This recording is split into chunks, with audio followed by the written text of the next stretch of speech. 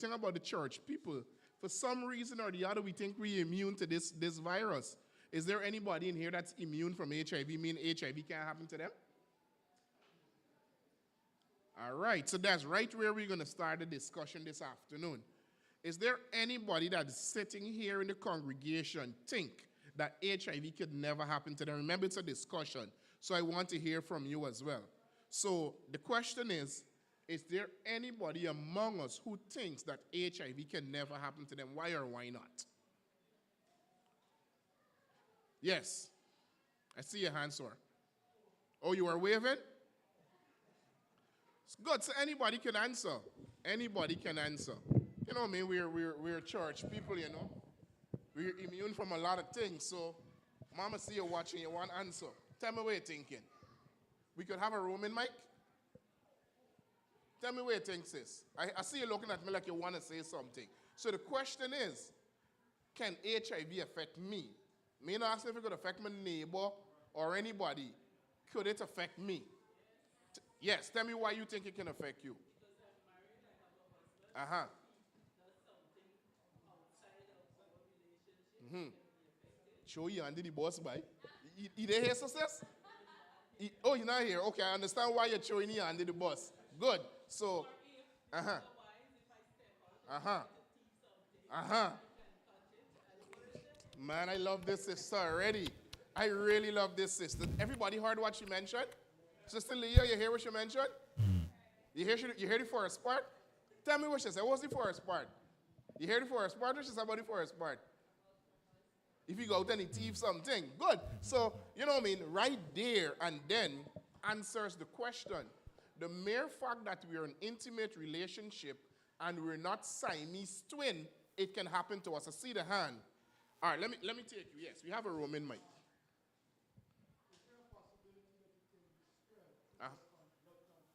Yes, we'll touch on that. That's one of the possibilities. There are several possibilities, but yes, it can be spread through blood transfusion. And sis touched on a really important point. She mentioned she's married. If her husband goes out, or if she go out, she says she thief, which means she's not supposed to. So if she thief something, and I like that, because many a times, even in the church, are we immune to sin? Anybody here immune to sin, meaning that they don't sin? The perfect, they would never sin? Okay, so we have righteous people here that understand that sinning could happen. And I want to ask a really deep question, especially to my married folk. I'm going to come back to the youths just now. What's your surname? Brother Braffett, let me ask you a question. Remember, I'm saying this is a discussion. Let's say for some reason or the other, well, sister said thief. Let's say you go out and you thief something. Would you come back and say, Leah, you know something? I went out there, you know, I went to an old school reunion and the my old-time school crush. You know, something happened. Will you come back and tell Sister Leah that, girl, I went out and I got caught up. We got to take some tests and so before we become intimate. Would you do that? All right, good. Fair enough. No, me want to hear nothing more. Good. Brother is honest. And that's the reality. Because as church people, we're thinking that because I'm in the church, things can happen.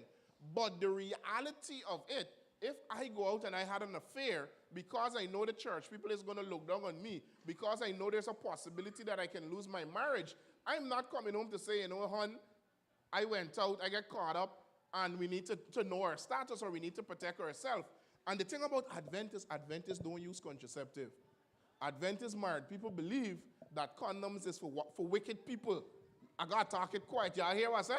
Adventist married people believe that condom is of the devil. They should not use it. We any Adventists like that in here? They're Adventists quiet. So reality, because we're married and we believe in this, trust each other till death do us part, we do not negotiate. Is condom a bad thing? So I ain't sure how Buxton was, Buxton's position on it. So I want to be careful before I say something. Is condom a bad thing? Married people? Good. So condom is not a bad thing, but for some reason or the other, we do not negotiate condom use within our intimate relationship. So if homeboy go out and homeboy or homegirl, sorry, does something spiritually illegal, they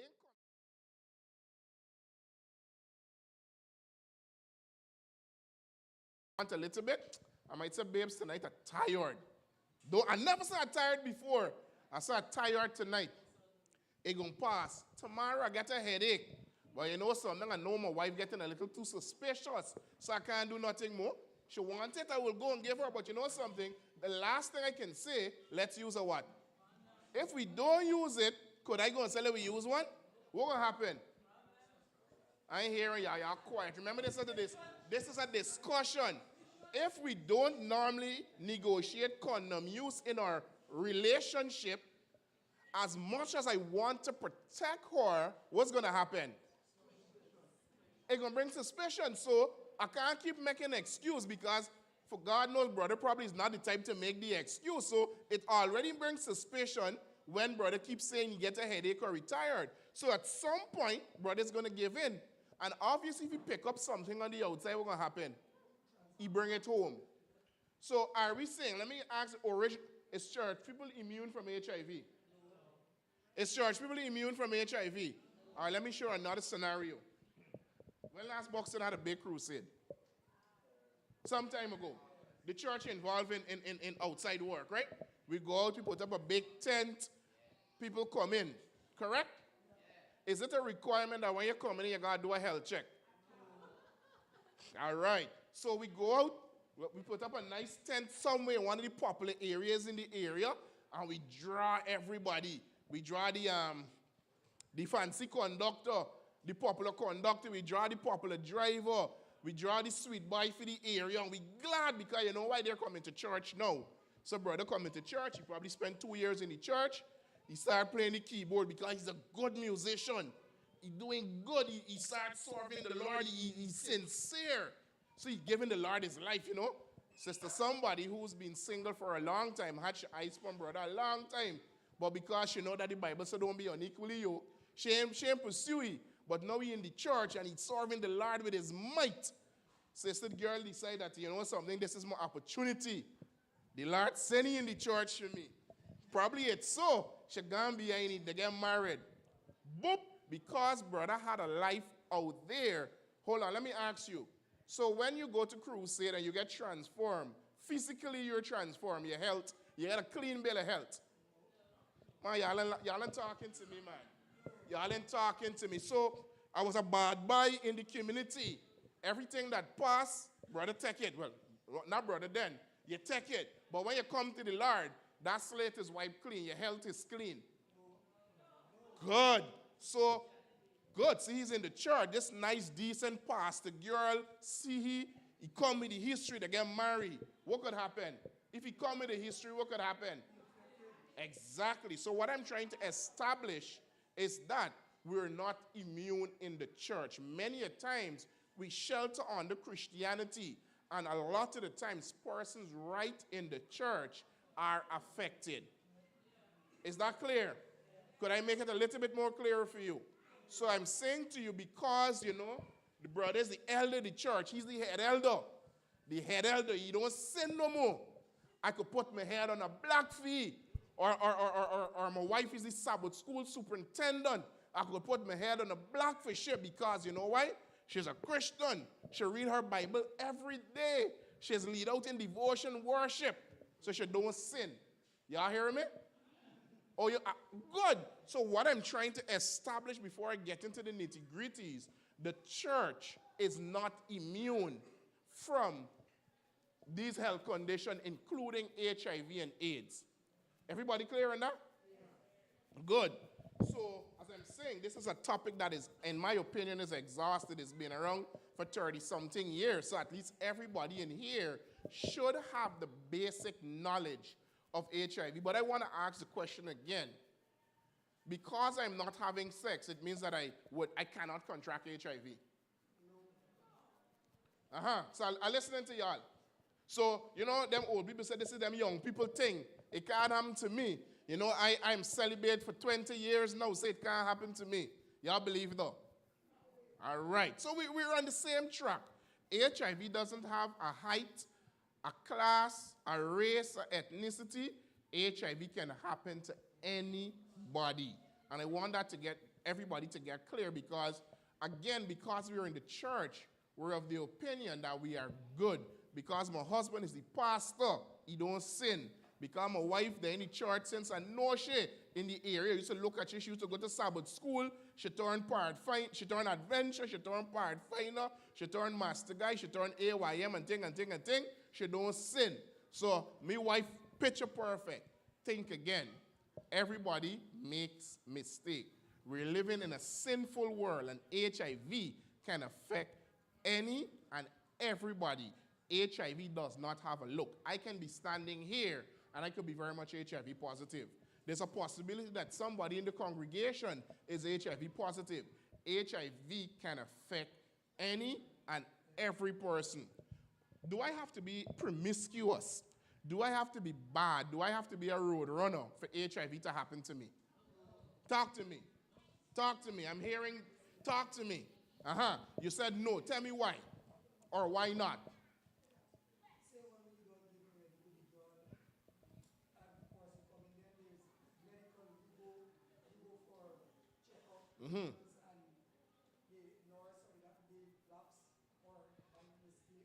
Leo is a nurse. You think that lapse is happening, you know? All right, Leah says it's happening. In my opinion, it don't. But if Leah says it's happening, Leah is a nurse. Leah got to know what you're talking about. So Leah, me coming back to you if you are around the medical field. But the reality is, do we choose our parents who we were born to? Anybody had a choice to choose the parents? If I had a choice, probably Oprah, probably Bill Gates, probably one of those rich, poor people want to get children if we had a choice. With the rumor now, not necessarily, but just understand, we don't have a choice to parents that we were born to. If we had a choice, I tell you, poor people want to get children. You understand that? There are parents who are HIV positive or their babies who are born HIV positive. They had absolutely no choice in their medical status when they were born. Everybody understand that? I know persons who were sexually assaulted became HIV positive. Persons who were probably doing a tattoo, but because the tattoo was not done in the proper environment, etc., with the right medical sterilizing of equipment, changing needle, etc. So many a time we lock our mind into the idea that, look, this person had to be sexually promiscuous for HIV to happen. That's a myth. In my profession, I work with persons who are affected and living with HIV and AIDS, and I remember two such cases, persons who live by the book. And when I say live by the book, they were both Indians, they were both married as a virgin. When I say married as a virgin, they had arranged marriage. One of them was a 40-year-old woman. Very much had size. The family pushed her off. She didn't know the man's status. Remember, she was big, she was always indoors. So the family decided, look, it's time for you to come out, we're going to push you off. She only knew his status after he died. This woman, 40 years old, never had sex, never had sexual encounters. She contracted the virus through her partner. The other one was a big teen, around 18, 17. Likewise, arranged marriage. Never had sex before. This is by the books. You get married, you have sex until you're married. That's what we believe in, right? That's not what we believe in? Exactly, and these two cases live by the books, and today they're both HIV positive. We have prostitutes, let me call that's the wrong word. Let me use the right word. We have commercial sex workers, CSWs, who come into the office, test negative. We have faithful housewives who are tested positive. We have faithful husbands who are tested positive. So I want us to wrap our mind around the concept. HIV does not have a type. HIV can happen to any one of us sitting right here. The truth of the matter is, I would always tell my clients, my cell phone is always closest to me. My cell phone is in my pocket. When I'm at work, it might be on the desk. My wife might be miles away. We're not Siamese twin.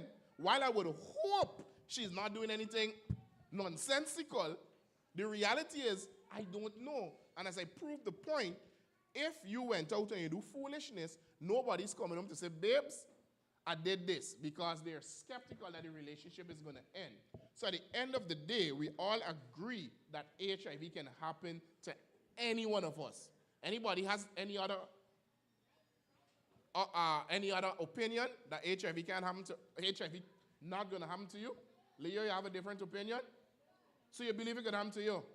Brother Bradford, be careful. All right, good. So I just want us to, some key words that I want us to take in. The 72-hour PrEP, self-testing, discarding CD4 viral load. These are some key concepts I'm going to bring out because I really want you to understand how this virus works. Once you understand how it works, you can help yourself and you can help somebody who may contract this virus. The idea is prevention. That's the message I'm preaching.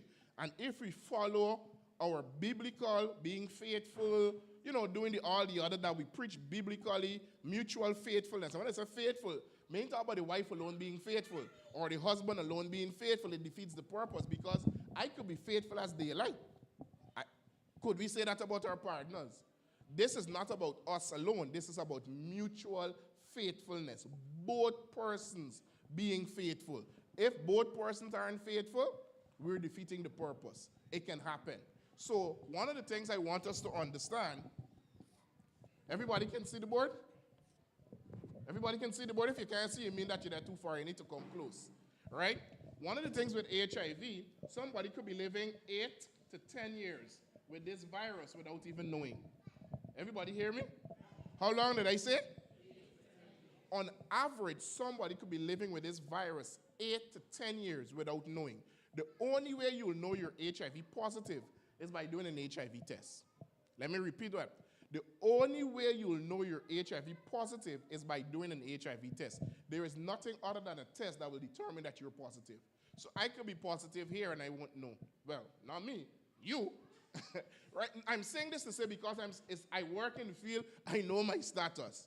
But there are persons in here who are sexually active, who are in a relationship, and never did a test. Never did a test for some reason or the other. Oh, I'm a Christian, I don't need to do that. Think again. Think again. Right? So people have the idea that once I'm HIV positive, I'm going to get sick and I'm going to die. Nothing of the sort. Those are myths. You could be living here the best life, and don't know. We have the idea that once you're HIV positive, you're going to get small, you're going to get sick, you're going to look a certain way. I could be HIV positive right now, and you won't know that. There is nothing indicating HIV positive when you're HIV positive. And that's why, especially for the young people, one of the things you should do is one of your first dates should be going to the VCT, voluntary counseling and testing.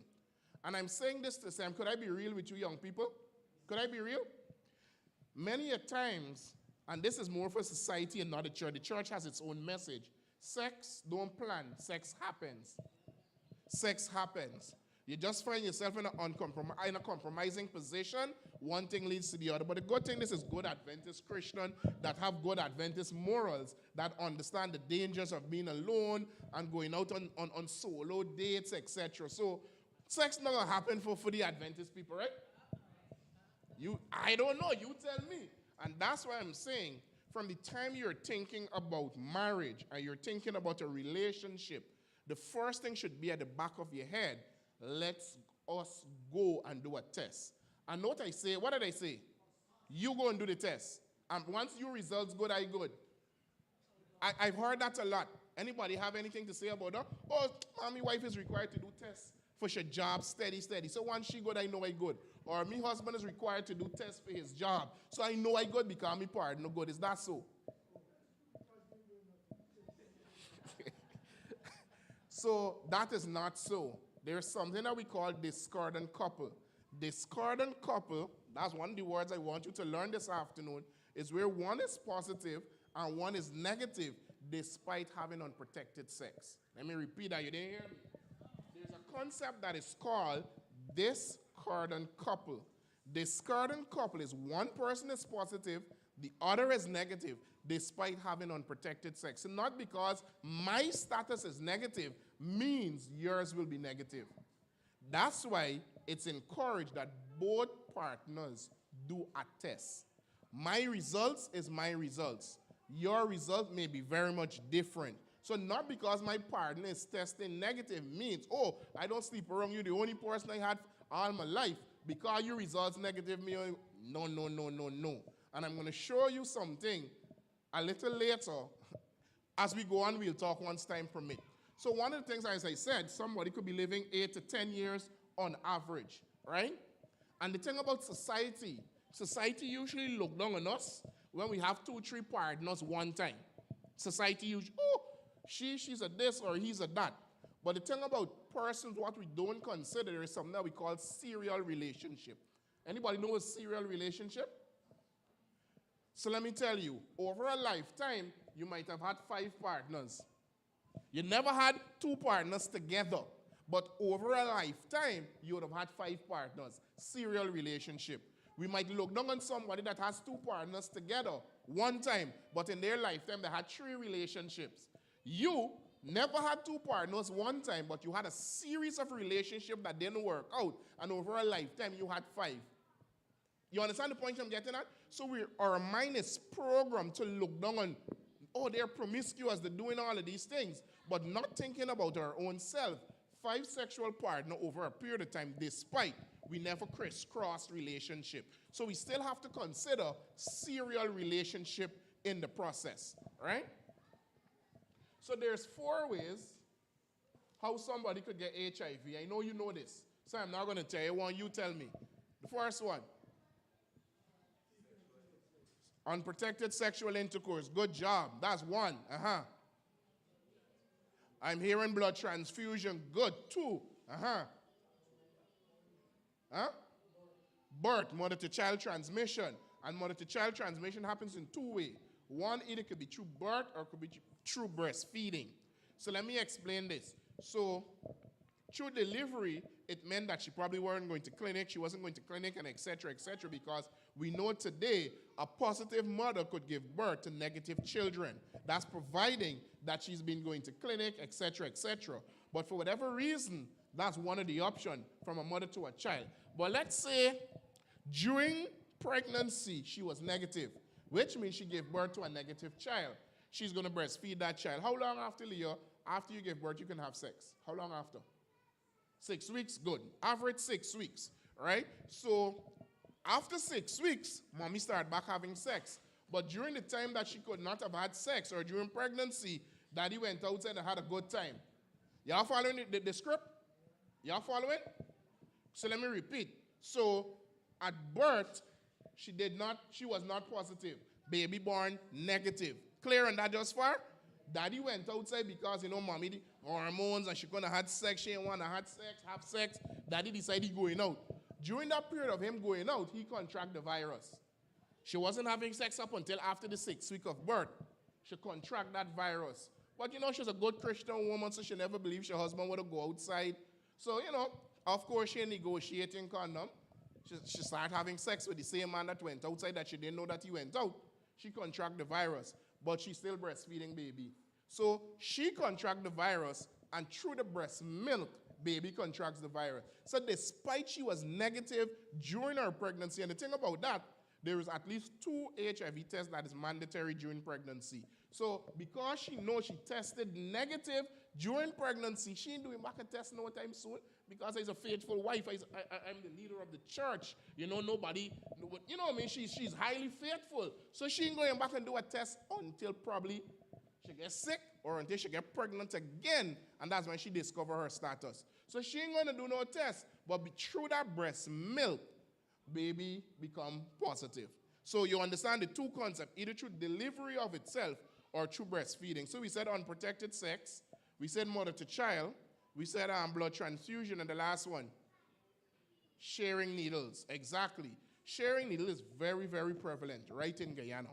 Not medically speaking. May know what you're talking about, but in the medical system that I work in, all right, we'll talk about that too, but the medical system that I work in, they will open a new needle at every injection or blood test. That's your right to demand that. Nobody can come to you with a needle open. You're supposed to see them opening that needle, right? The thing with the use of needle, these guys, these tattoo artists, on the pavement, They have a tattoo parlor somewhere. They're not regulated. So they're using needles. They're sterilizing the equipment properly, etc. That is a high risk right there.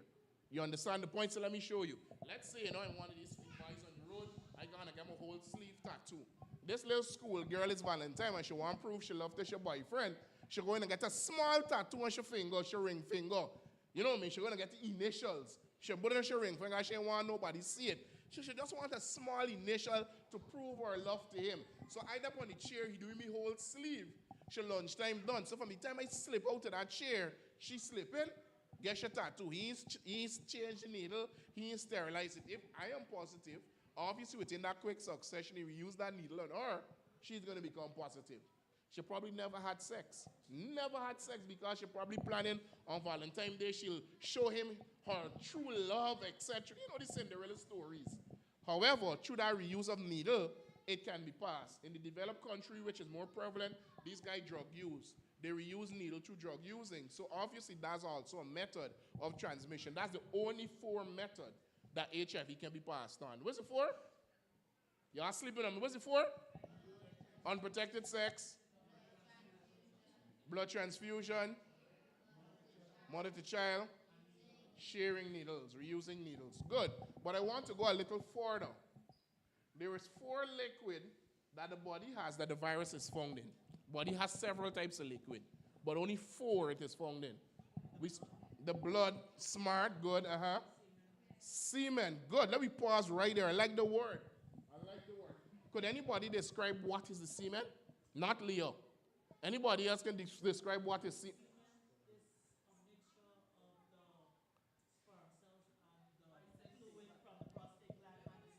This man is scientist.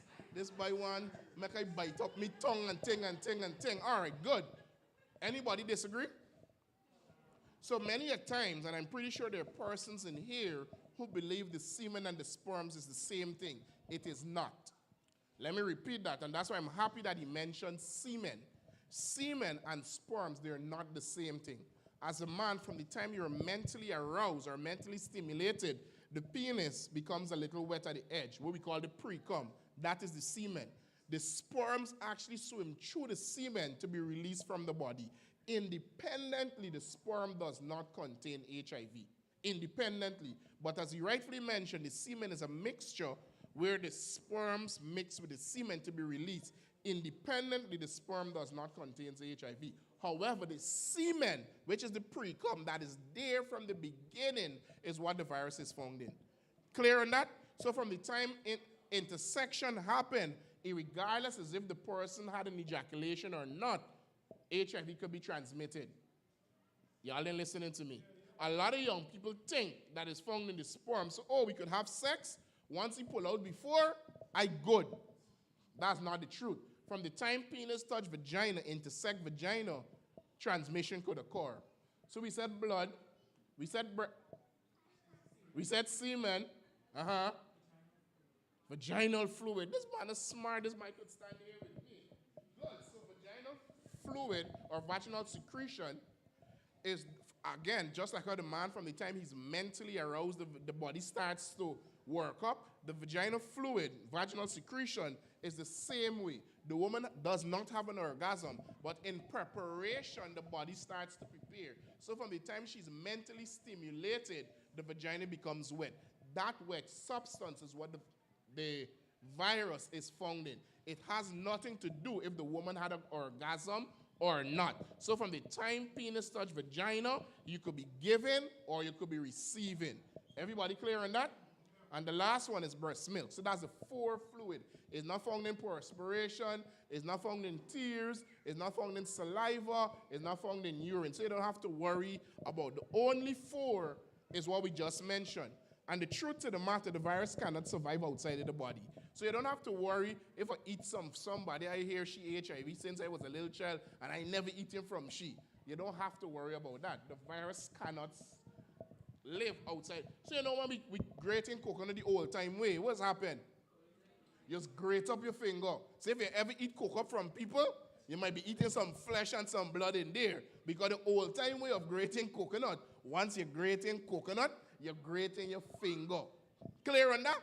Good. So you worry, nobody can't eat from she because the reality is once that blood is or anyone the fluid is exposed to the natural air, the virus dies. It cannot survive outside of the body. So even if you're a big chef and you're cutting up your greens and so over the pot and the knife nip you don't got to throw away a pot of food.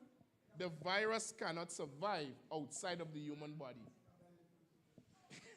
Everybody understand? Any question thus far? Any question? All right, so let me go a little further. I want to end this in at least the next 20 to 15 minutes. So at least I want you to grasp this concept. I'm sure everybody heard about the immune system, right? What's the purpose of the immune system? Good. You're smart people. Your immune system is basically the GDF for your body. It defends your body against anything that should not be there. So let's say for simplicity purpose, this is what your immune system look like. These little round circles, right? Everybody see it? So a normal, healthy person should have a good defense. You know, you sleep well, you eat well, you exercise, you eat from the normal food groups, you have a good, healthy immune system. Let's say this is cold. You know, in Guyanese conduct, rainfall, sunshine, you catch a cold. Cold enters your system. Cold enters your body. When cold enters your body, cold enter like cold. So your body picks it up right away. So if you get wet this morning, by tonight your nose block up, you're sniffing, you're snuffing, you're coughing, you're sneezing, because your immune system is at work to get rid of this. You understand that? Let's say you get a cut, your immune system sends cells to protect the area, it heals on its own. You probably went by some dirty Chinese, you buy food, you get food poisoning. What's happening when you get food poisoning? Diarrhea and vomiting. Your immune system is at work to flush out those bad bacteria. You got a basic concept how your immune system works, right? Good. Let's say this is the virus. Let's say it looks like this. The HIV virus, HIV. How much ways we say it could enter your body? 4 ways. Whichever way it enters your body. When this virus enters your body, it doesn't enter looking like itself. This virus is very smart. When this virus enters your body, it camouflages, it disguises, it looks just like your immune system. You follow what's going on? So as much as it looks like this originally, when it enters your body, it doesn't enter your body looking like that. It enters and it takes the shape of your immune system. So that's one of the reasons somebody could be living 8 to 10 years without the slightest clue that they're positive. When the virus enters your body, it camouflages, it disguises, it looks just like your immune system. So over the years, this virus is multiplying. And the more this virus is multiplying, is the more it's breaking down your natural defense system. So the longer you're living with the virus without doing anything to stop it, is the more your defense is coming down. Everybody understand that? Basic concept. So when this virus enters your body, it disguises, it camouflages, it looks just like your immune system. So your immune system really and truly for force get bamboozled, right? So it multiplies, and the more it's multiplying, the more it's breaking down your natural defense system. Without medication, you will die at some point. Note I say without medication. With medication, there is no limit, there is no timeline. And probably at another time, probably when y'all come and next time, we'll talk about that. But I just want you to understand how this virus operates. It breaks down your immune system. The reality is, nobody dies from HIV or AIDS. I want you to understand that. All this virus does is break down your immune system. Once your immune system is broken down, your body now left exposed to whatever. Let me make it practical. Let's consider for a moment Guyana Defense Force stop working. All the soldiers strike with immediate effect. What's going to happen? If no soldier is working, there we go, Venezuela will walk and take over. Let's say the Bank of Guyana, Central Bank, there is no security at that bank. What's going to happen? We're rich, free money. The church people said, oh, no, not me. The church people said they're rich. I don't know how the church people getting rich, but they said they're getting rich. You get the concept. Last one is spring tide. Spring tide is when the water hitting, it's so high it's hitting over the seawall.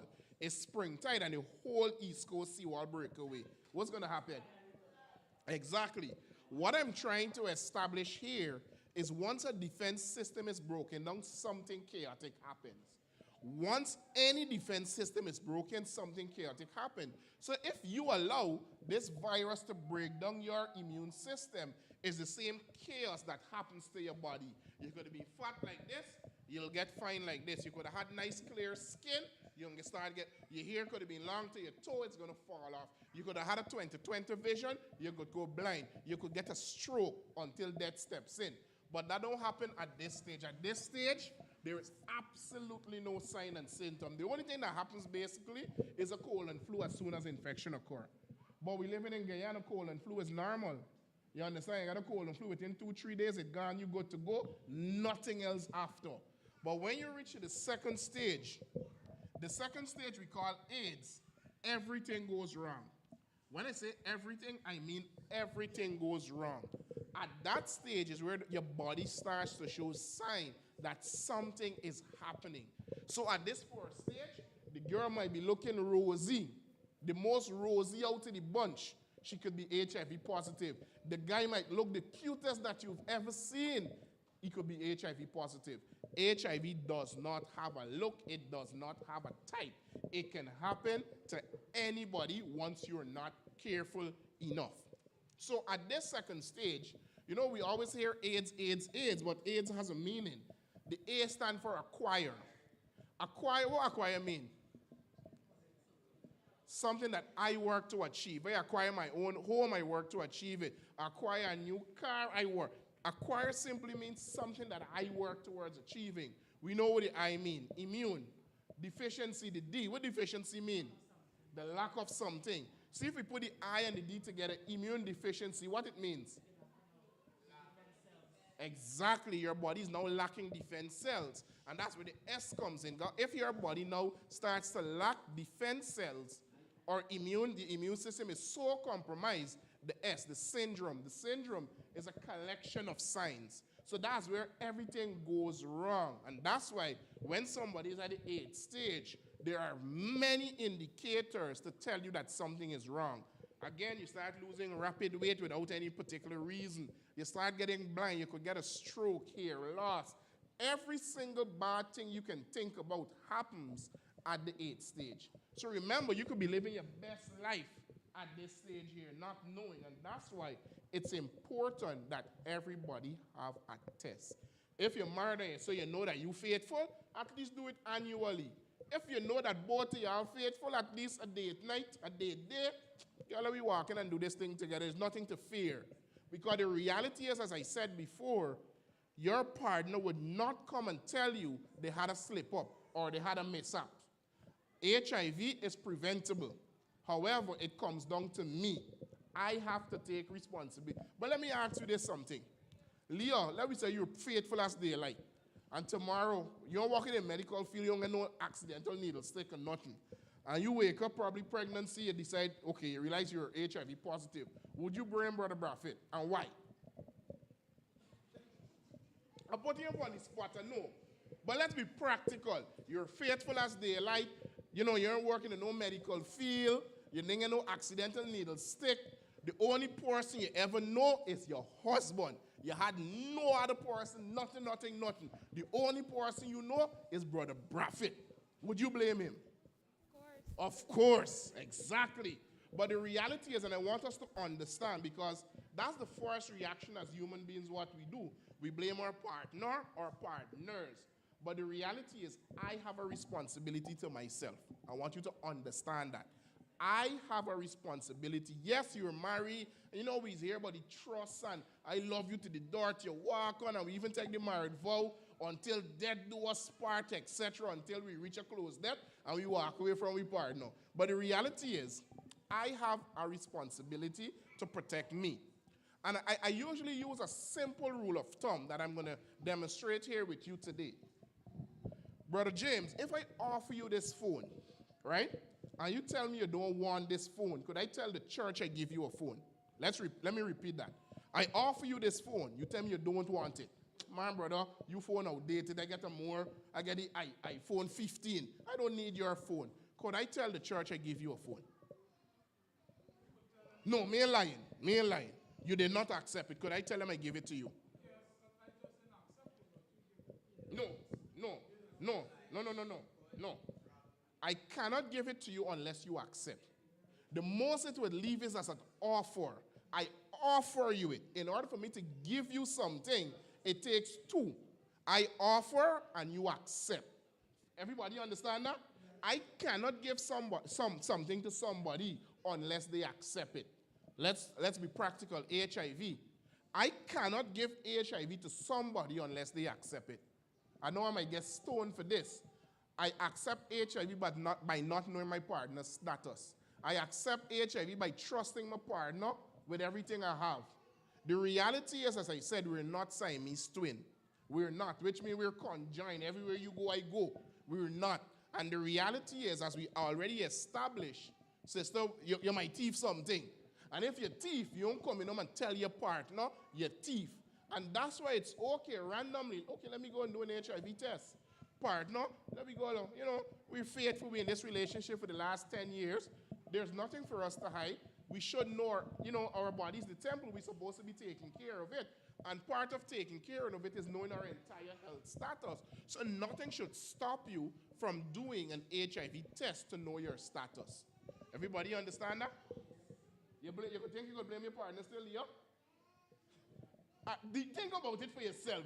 But the reality is, I want us to understand, we have a responsibility to ourselves. Again, I know we cannot, and I would always tell people, despite I know this work cover to cover, I could still become HIV positive. I can't put my head on the block. I love my wife to the death. I can't put my head on the block because we're not together 24 hours a day. And the devil always will tempt you. Always will tempt you. And there's always moments where we can fall. HIV can affect everybody. But I think we have a concept of it. I want to touch on a few more things and then we're done. So I already touched on discordant. Everybody understand the concept discordant, right? What's discordant, couple? Exactly. One negative, one positive. So not because my partner is negative means me got to go to the VCT. We should make it our duty to go as a couple testing. I want to touch on pre-exposure prophylaxis.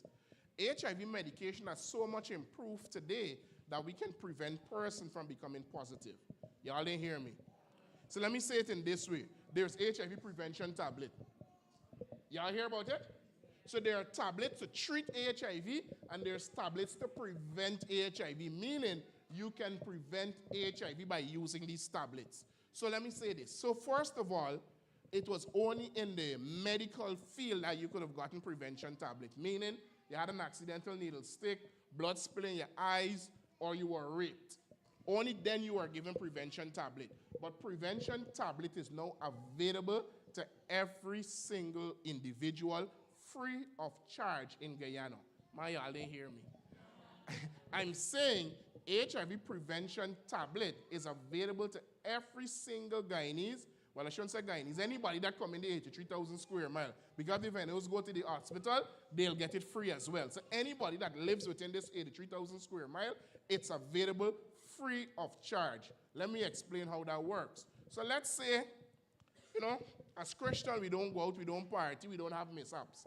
But let's say, you're living in a lonely alley and you're going home late at night because you could not avoid it from work. You got raped. You don't know the perpetrators. You don't know their status. It doesn't even matter what's their status. You come to the hospital, we will put you on HIV prevention tablet. But it must be before the 72 hours are completed. Let me repeat that. You might have had an accidental needle stick. You may have been raped. I'm going to say this, but I know the church people don't get involved in this. You went to a party, somebody slipped a date rape drug in your pill, or you went somewhere with somebody that you're not supposed to go on the condom break and you don't know their status. Once you come to the hospital within 72 hours of exposure, we will give you that preventative tablet. Everybody understand that? So even if a Christian is getting messed up, sister said thief, so I'm going to use your word. Even if you go out and you thief and with all intention, you go to use condom, but the condom slip off or the condom broke, and you don't know the person's status, you come to any one of the HIV-related sites, and I think Buxton has one now, you can get the HIV prevention tablet free of charge. I thought I would have heard something when I say Buxton has a site.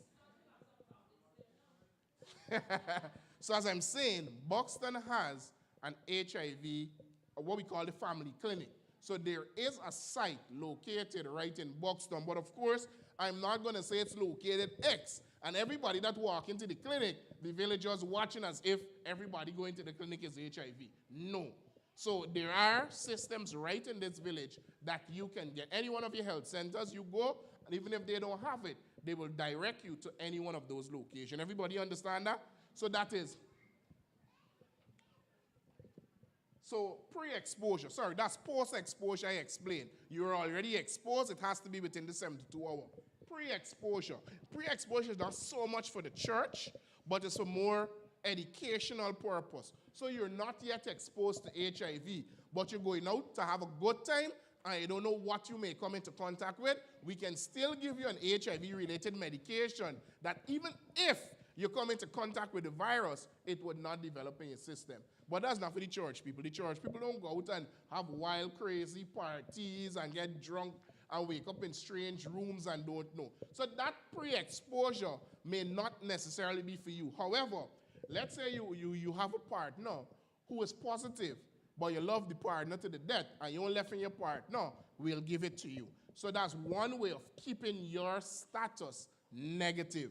So there is pre-exposure, there is post-exposure. All is available in Guyana free of charge. Everybody understand that? Good. So there's another thing I want to touch on is the self-testing. Everybody ever heard about that? The self-testing kit? So, man, y'all make me feel bad. This information is public knowledge. Guyana now is doing self-testing. You don't have to go to the VCT and sit down in the room and they gotta prick your finger. You can take a kit home in the comfort of your own home and test yourself. And this is not the prick. This is one that is swabbed along the jaw line, the gum line, and within 15 to 20 minutes, you can get your results. So you don't have to go to the VCT, and if you're living in Georgetown, there's an ad that is out now. They can deliver that kit home to you in Georgetown. Sorry, Buxton is out of Georgetown. But sooner than later, it's going to be rolled out to the entire country. Once it is well received in the Georgetown environment, it will be rolled out to other environments. So right now, once you call the HIV/AIDS hotline, they will deliver that kit free of charge to you home. So if you're busy, you can't go to the VCT, which is a voluntary counseling testing, within the 8 to 4 hours. Call them, they deliver it to you anywhere in Georgetown, and you can go home, you and your partner have a nice candlelight dinner, you bust your 2 packs of kit, and you test each other right there as a test of love. No, y'all laugh, but this is the reality, Sometimes we can't get my partner to get tested and don't know, so I ain't going to the hospital, nothing wrong with me. You get your self-testing kit and you go home and you do your stuff. Yes. How accurate? The test is very accurate. However, we still do it as a preliminary test. Preliminary meaning, if for some reason you got a positive results, do not be dismayed. We're still going to run another test on you. In Guyana, the algorithm that we use, we don't ever give a person a positive results on just one test. I want you to understand that. If you go to the VCT and they test you positive, they will run another test on you to confirm that. Let's say we test the first one, it's positive. The second is negative. We'll go to a third one. The third one is the definitive one. So one is positive, one is negative. Whichever results that third one give you, that is it. That is it. But, as I'm saying, with the self-testing kit is a preliminary test. So even if you go home and you got test positive, don't go home and drink nothing. Don't jump off of no cliff. Don't hang yourself. There is hope. It is just a preliminary test. Right? So as I'm saying to you, it is available free of charge in Guyana. So if your husband, your wife's always running, they're too busy, call up the AIDS HIV hotline number.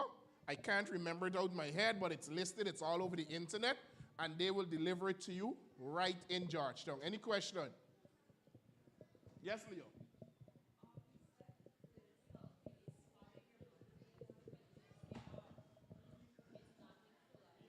I did say it's not in saliva, but I always ask the same question. But whatever method the kid using, I can't tell you what, but it's in order for HIV to transmit in saliva, you have to have buckets and buckets and buckets. And I don't know anybody who's going to be standing up kissing somebody to receive buckets and buckets and buckets of saliva. So it's not found in saliva in infectious quantity. But whatever the scientist, like the brother might be later, whatever the scientist does, it reveals it from the jawline. I don't know how it is. I don't know what reagent. I don't know the chemistry behind it. But yes, that's the way it works. Any other question? Good. So we understand PrEP, PEP, 72-hour self-testing, discordant. Well, this CD4 and viral load is relating to the immune system as we spoke about. The longer you're living with HIV without getting treatment, the defense, which is the CD4, comes down while the virus goes up. So there's a test that we do in the public system for both. The CD4 test is a very expensive test, but it's done in the public system. The CD4 measures the strength of your defense system, and that's how we monitor person if they're improving or not. The viral load is another test that is done to measure the amount of virus in your system. Everybody understand that? So that's how we monitor progress. The truth about it with the medication that we have in Guyana, within 3 to 6 months and even shorter, you can return a negative HIV test. Well, don't let me say that. You can return an undetectable viral load, which means we can't even find the virus in your system. It's not cured, but because of correct use of medication, the virus becomes so low in your system, we cannot find it. The truth about that, undetectable means untransmissible. Once you're undetectable, you would not be able to transmit the virus via sex. So even if you become HIV positive under some circumstances, with proper medication use, life still goes on as normal. No, there's no such thing as coming off a treatment, at least not in Guyana. In some country, there are medication holidays, but we don't do that in Guyana. Even if you're undetectable, you have to remain on your medication to ensure it remains undetectable. Because remember, we're not saying that the virus is cured. There's no cure. But the virus is so low, it cannot be transmitted. But once you come off of your medication, that virus that was once so low will start to rise again. So you have to stay on your medication to maintain that viral suppression so that you would not transmit. And that's some of the same context why we can prevent a mother. We can prevent the transmission of the virus from a mother to a child. From the time she comes into clinic, we know her status. We put her on medication. She becomes virally suppressed. She can give a normal delivery. The baby would not be infected. There's a plan B to that, though, but that's just one of the options of prevention of mother-to-child transmission. I think I've given enough information this afternoon. Any question? Yes.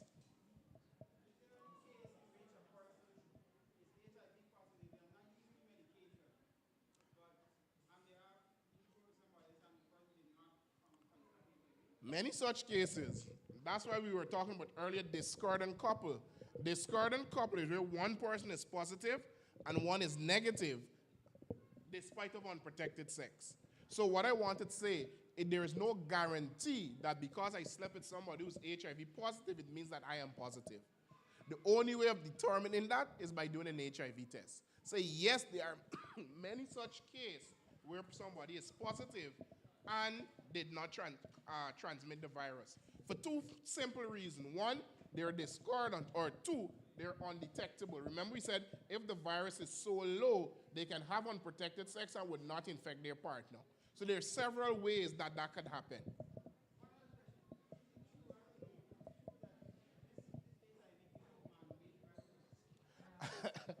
I would not be able to answer that.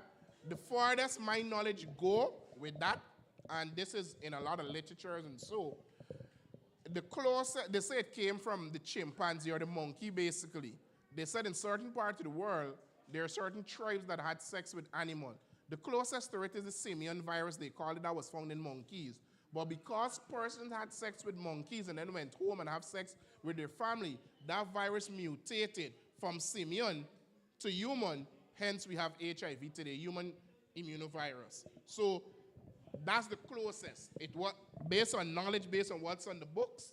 It was actually a mutation from the monkey virus, which is the simian, to human immunovirus. Yeah.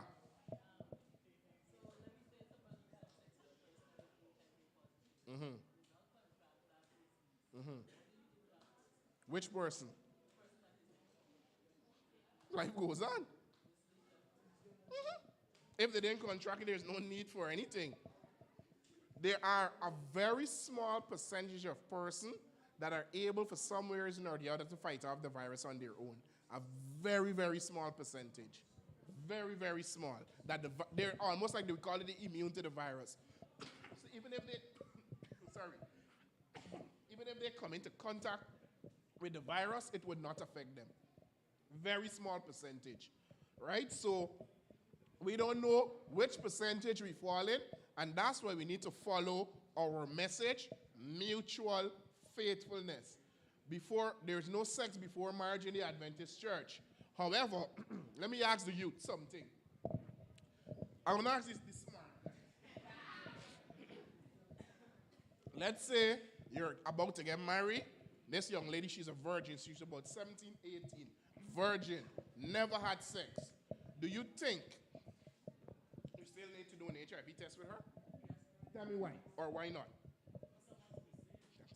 You want, but why? You remember, she never had sex before. She's a virgin. Tell me why you think you should still do an HIV test with her.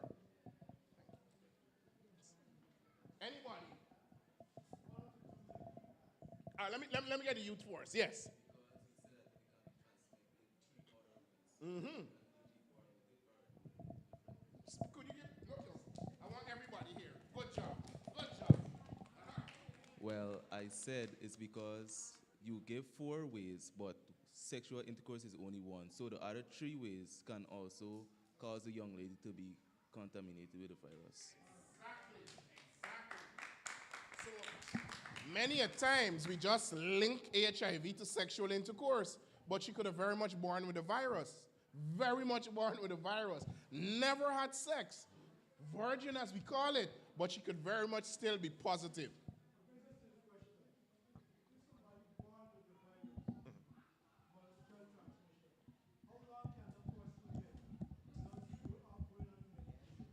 So based on my experience, and this is not golden, most time person come down in their latter teens with signs and symptoms. Well, most time children have a better immune system than adults for whatever reason. The children are always in the gutter, they're always playing, children immune system or the younger one are better than the adults. So generally most time in their latter teens, that's when some of them. In certain cases, it could be very much small as a baby, but every case has its own individual makeup. But for some, teenage, that's when they come down with signs and symptoms. So even if she's a virgin, you do a VCT. You go as a date, and most pastors now that I know that are counseling, they usually ask you guys about your status. So that's a check mark on their counseling. So that's a safety net within the Adventist system. But I can't say how all pastors does it. Yeah.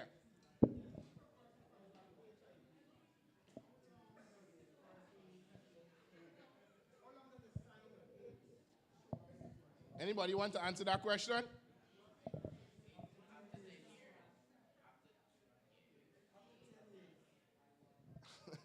On average, 8 to 10 years. On average. Average meaning it could be more, it could be less. It all depends on how healthy or not the person is. So when we were talking earlier, we said somebody could be living with HIV 8 to 10 years. That's an average without any signs and symptoms. Yes, so we were saying 8 to 10 years without medication, and that was an average because I'm saying if you're otherwise healthy, it can be longer. You understand? It can be longer. If you have other medical conditions and so, it could be shorter. So on average, 8 to 10 years. That's all things equal. But for children, as I'm saying, because they have a better immune system in some cases, it happens in teen. But again, every case has its own unique nature because for some children, you start knowing from very early because of developmental issues, etc. So there's no rule of thumb on that answer. Yes.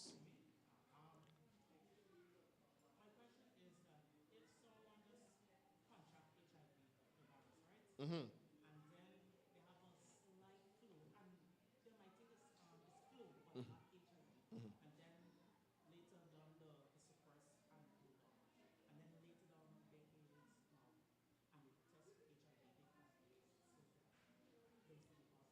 Make sure I understand the question.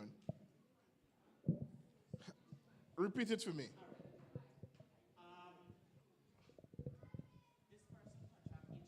Uh-huh. Uh-huh. Uh-huh.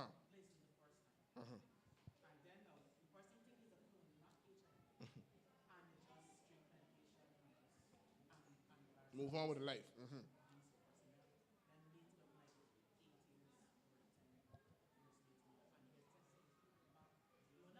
They get tested. Uh-huh.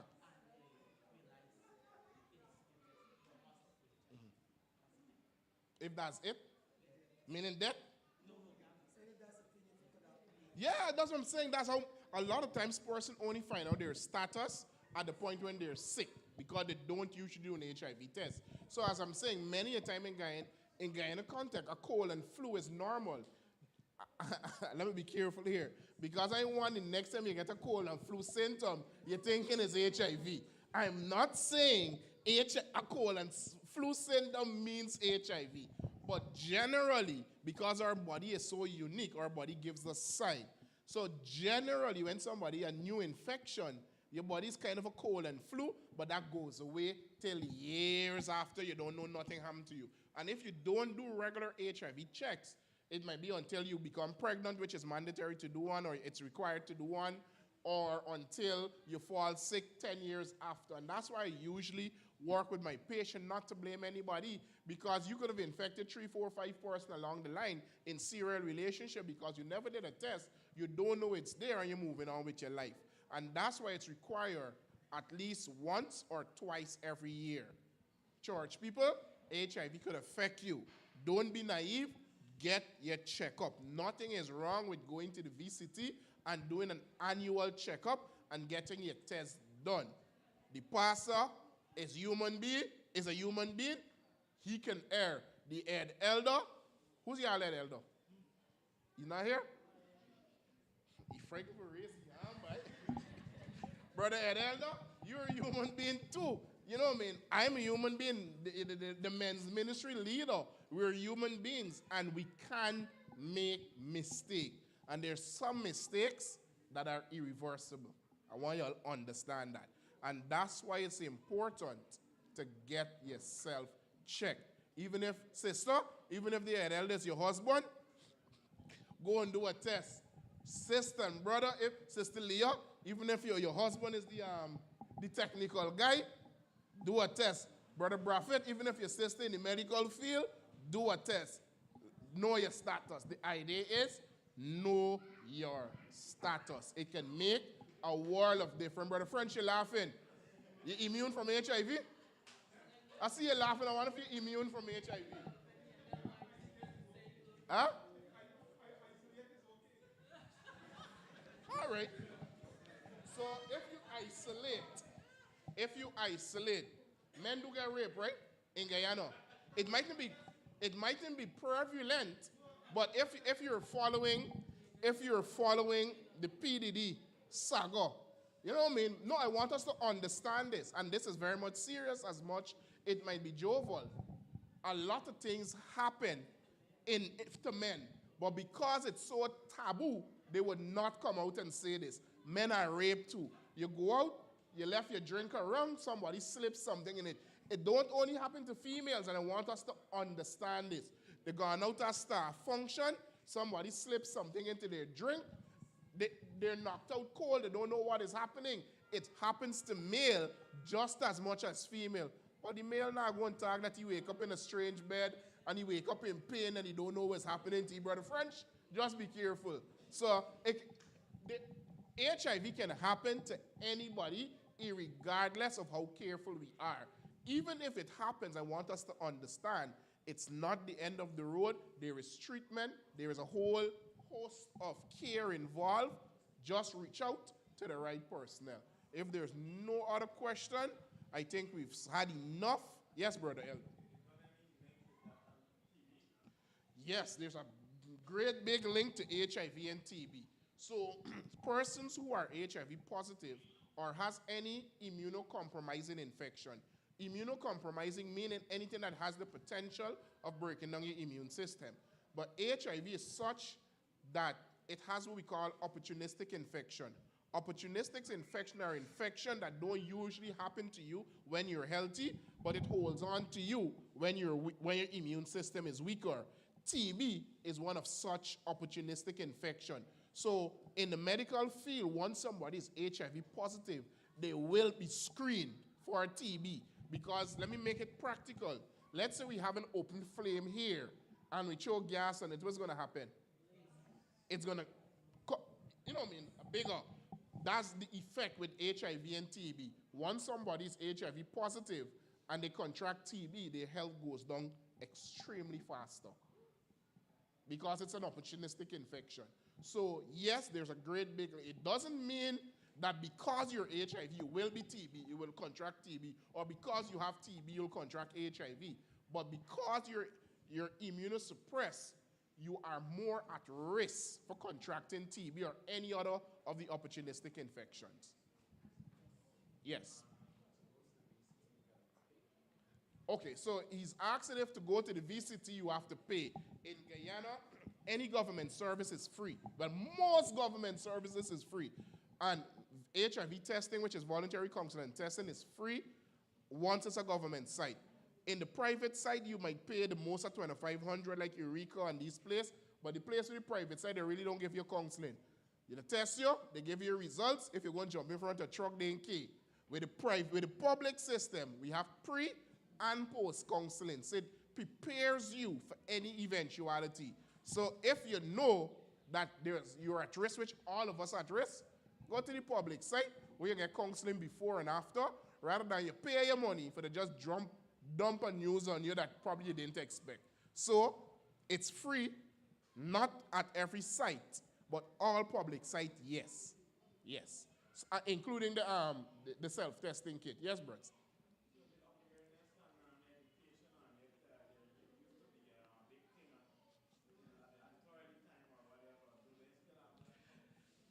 It's not as big as it used to be in terms of the campaign. One of the things in the early HIV had a lot of fundings.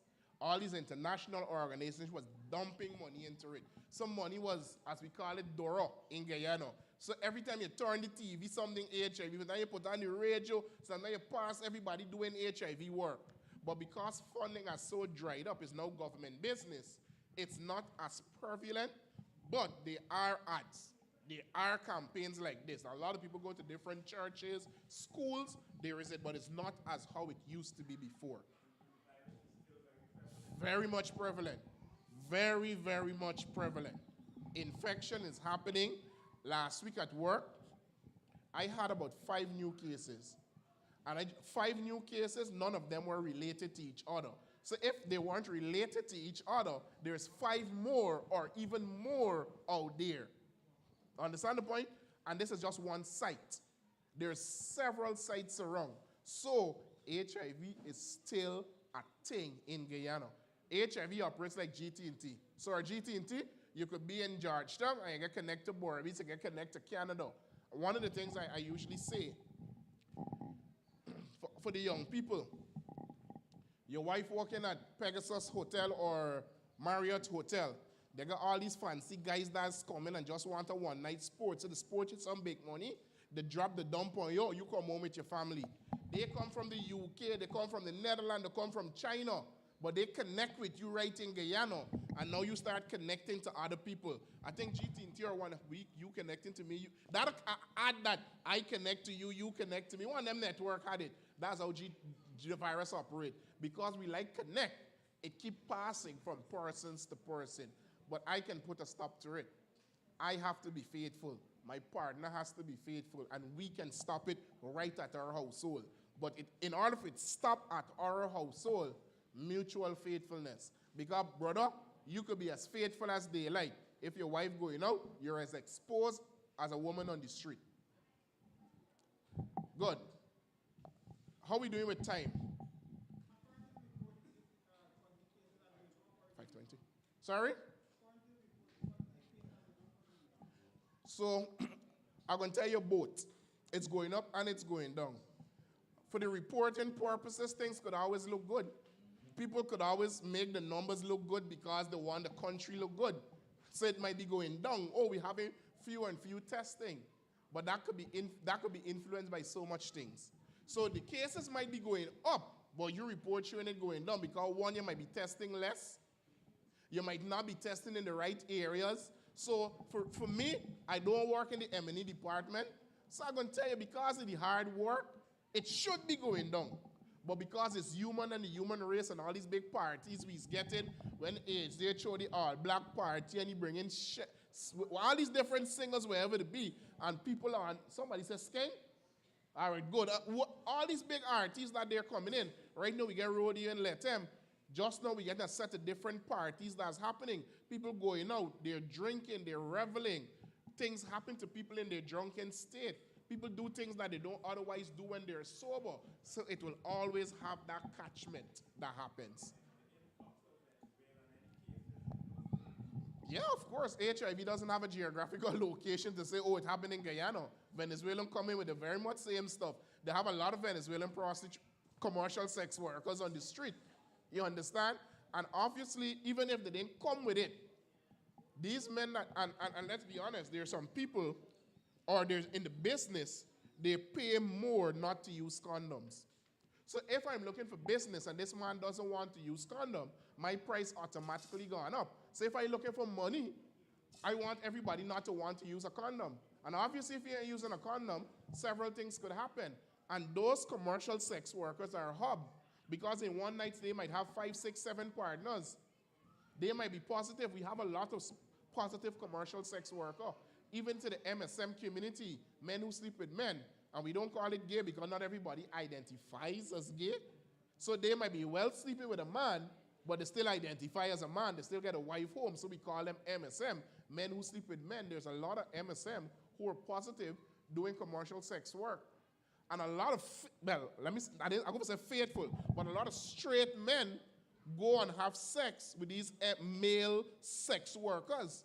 So if they're straight, they have a wife and a family home, they're having sex with these male sex workers, then they're going home and have sex with the partner. Their partner might have another partner that have another partner, so the network continues. So it's hard to put a stop, but the program continues to work.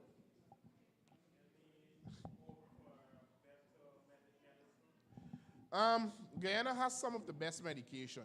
We don't have the best, but we have some of the best medication that is used in the developed country. Obviously, Guyana don't make their own medication for HIV. We import it.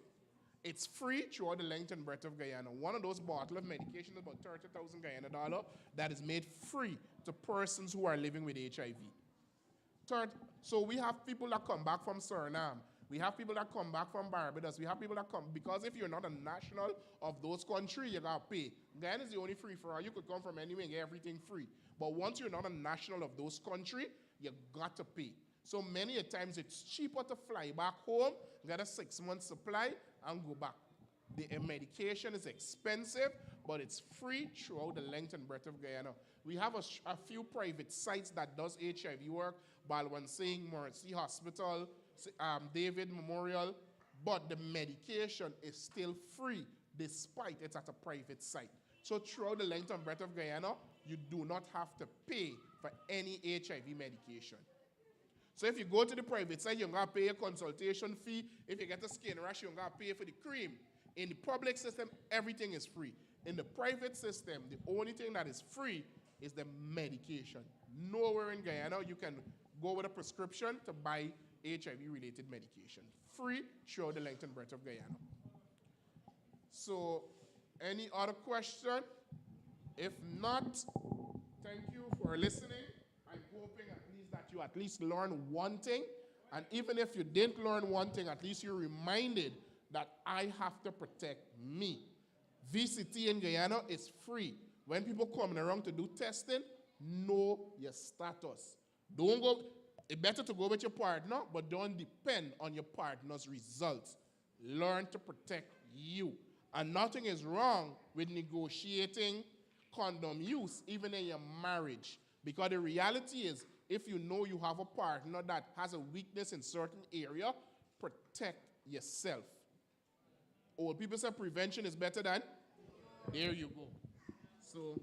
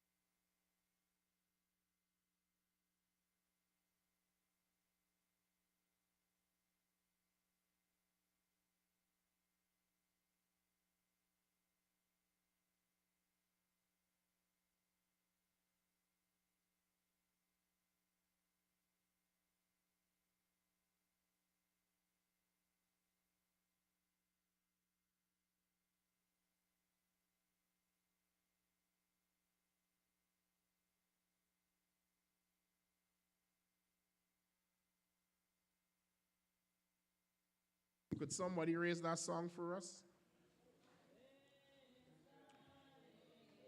No. Sing.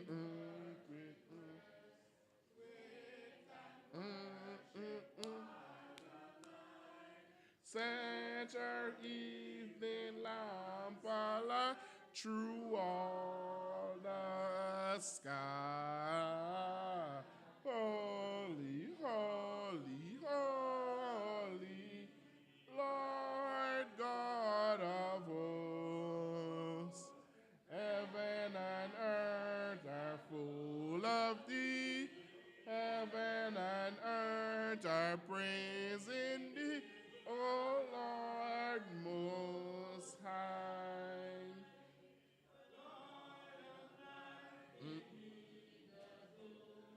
Of the universe, thy home, gather us who seek thy face to the full of thy embrace, for thou art nigh.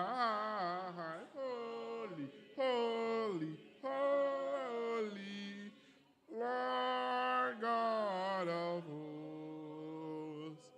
Heaven and earth are full of thee. Heaven and earth are praising thee, O Lord Most High.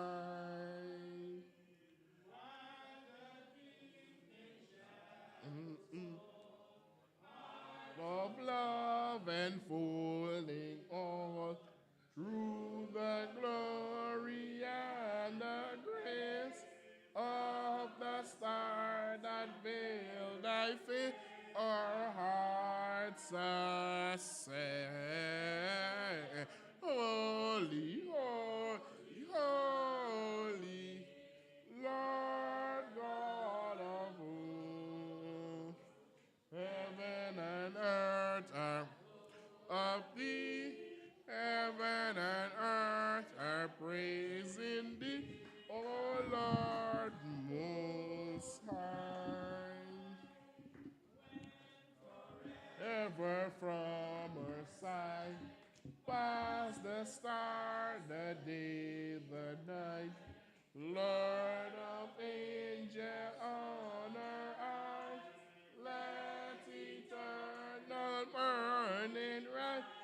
and shadow, and holy, holy, holy, Lord God of hosts. Heaven and earth are proof of thee. Heaven and earth are praising thee, O Lord Most High. We, the members of the Bargersville Seventh-day Adventist Men Ministry, would definitely like to thank Brother Elder Garnett for having us.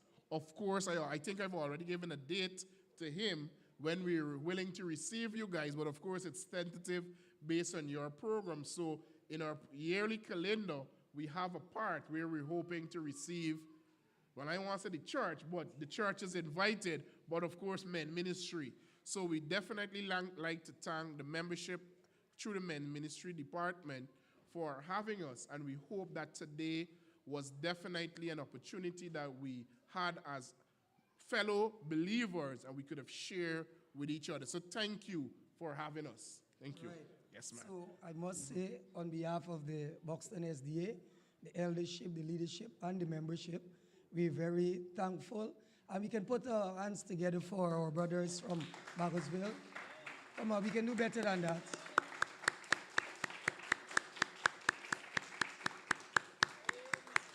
Both this morning and this afternoon was very spirit-filled.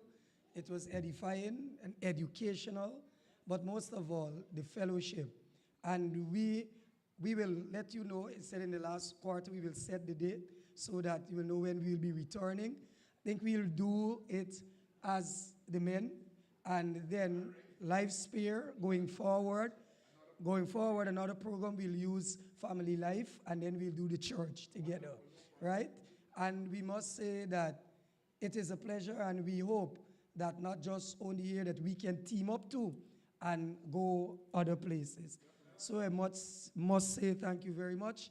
I'll now ask our head elder to come, as I think it's always fitting for the leader of the house to bring down the service and to close the curtains down. So over to our head elder, and thanks again.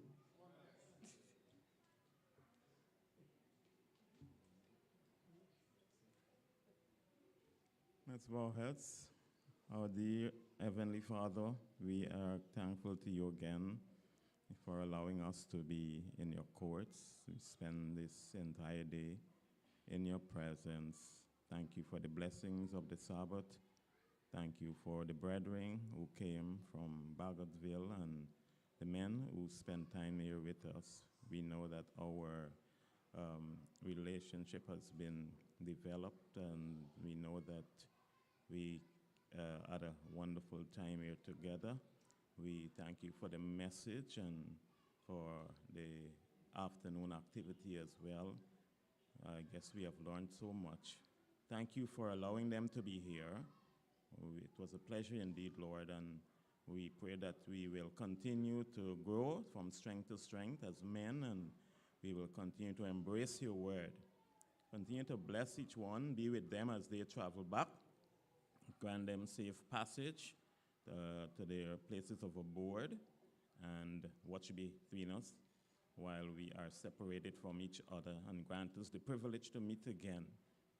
And at the end of it all, when you come in glory, Lord, may all of us here as men and others from all places of this world will be able to look up and say, this is our God, we have waited for him, and he will save us. Grant us a pleasant evening as we depart. Grant us a restful sleep, and by your grace of fresh reawakening to see a new day where we can continue in you. And so I say, have faith in God when by earth troubles shaken. Have faith in God, thou art not forsaken. Have faith, dear friends, in God. Have faith in God, have faith in his name. Have faith in God when doubts becloud your way. Have faith, dear friends, in God. Now may the Lord bless you and keep you. May he cause his face to shine upon you and be gracious unto you. May the sovereign Lord lift up the light of his countenance upon you and give you peace, peace in your home, in your heart, in the church, and wherever you go. In the name of the Father, and of the Son, and of the Holy Spirit, we all say amen and amen. With Jesus, and it's been a wonderful day. I have spoken words of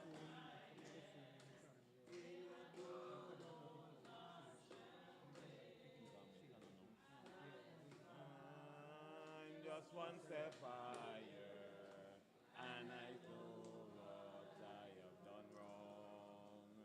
So I'm going to make it right, so I can testify. Tonight I've been with Jesus all day long. Just one announcement concerning the phone. There's a phone that is missing. Our elder Lexter said he forgot his phone somewhere at the side there, maybe in one of the chairs or so. And I don't know if anyone saw it, and is it have it for safekeeping, but you can call it. Take any number? Okay. Oh, you can't. It's on silent.